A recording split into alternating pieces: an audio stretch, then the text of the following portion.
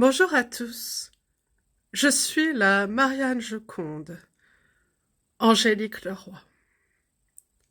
Je mets mon nez de clown car c'est aussi un aspect de ma personnalité. J'aime rire, j'aime jouer, j'aime voyager entre ce qui m'a plu enfant et ce qui me plaît maintenant. Je suis vaste d'esprit. Je suis capable de rire aux éclats, de la plus façon naturelle. Et pourquoi je vous parle de ça? Parce que j'ai un gros nez rouge et des traits sur les yeux. Des chapeaux qui bougent, un air malicieux. Oui, j'aime changer d'apparence. J'aime être artiste. J'aurais voulu être une artiste, mais... Aujourd'hui, je me reconvertis dans les arts-thérapies, car par mon parcours assez atypique, je souhaite accompagner au mieux les personnes qui ont envie d'aller mieux et d'explorer leur potentiel. Je me suis rendu compte qu'avec les exigences de la société, on veut nous formater à nous dire ce qui est beau, bon, mais c'est pas forcément notre vision. Alors, on se crée des complexes. Et puis on pense que parce que les autres nous disent qu'on n'est pas capable, qu'on ne sera jamais capable.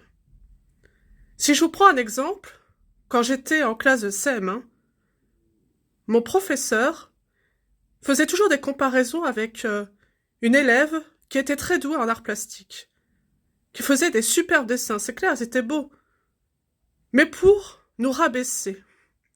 Et j'avoue que cette idée m'est restée très longtemps, ce qu'on appelle des violences psychologiques. J'étais dyspraxique. J'avais du mal à écrire. J'avais du mal à tenir un compas. J'avais du mal à faire une rosace. On me prenait pour une bête, pour une incapable. Mais quand on me donnait la bonne méthode, j'y arrivais. Alors oui, j'étais brouillon.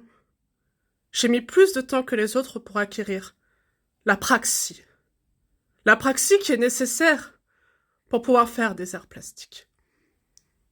Mais au fil du temps, j'ai appris à compenser. Et à faire autrement. Ce que je ne sais pas faire, je sais le faire. Mais avec une autre vision.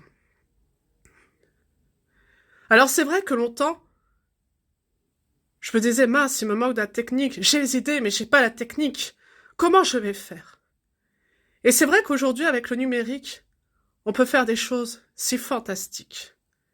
Et c'est ce que je propose dans ma pratique. C'est mêler tous les arts. Tout ce qui est improbable, je suis capable de les mettre ensemble. Je suis une rassembleuse des générations et des savoir-faire. Mêler les talents. C'est quelque chose qui, pour moi, est fantastique. C'est pour ça que je me suis identifiée comme DJ des rimes et des sons et des références, car je suis capable de tout mélanger.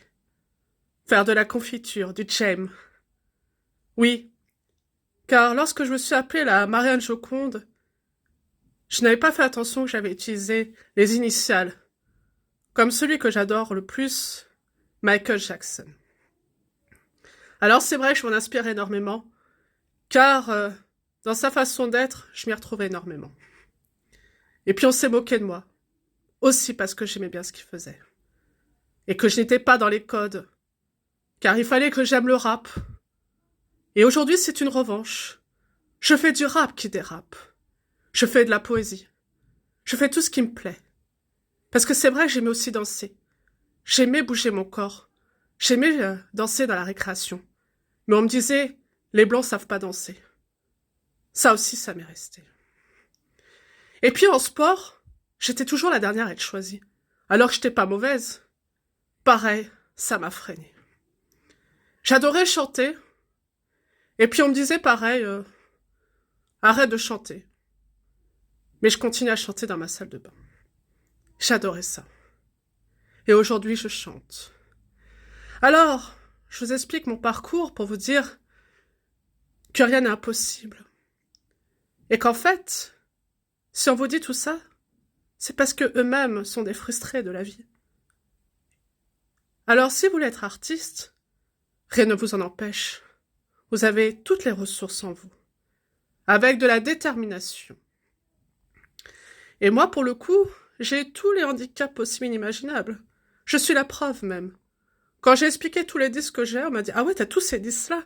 Comment tu as fait ?» Dysphaxie. J'ai eu des retards de langage considérables, même de prononciation. Regardez aujourd'hui comment je m'exprime. Avec toute cette théâtralité qui m'est propre.